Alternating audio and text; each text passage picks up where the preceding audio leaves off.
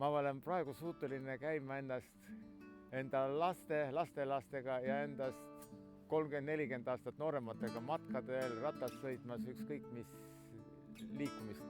Olen Jüri Voodla, endine suusataja, praegu tervisesportlane ja terviseradade arendaja Kõrvemaal.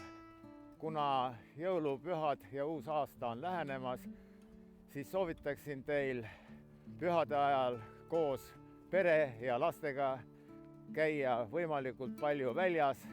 Tänavu on tehtud päris paljudes kohtades tehislund, kus saab kas siis suusatada, kelgutada või niisamuti tunda ja nautida lume olemist. Või siis minna uisutama uisuplatsidele. Samas ärge unustage ka matkaradu looduses. Soovin teile kõigile mõnusaid jõule ja häid pühi.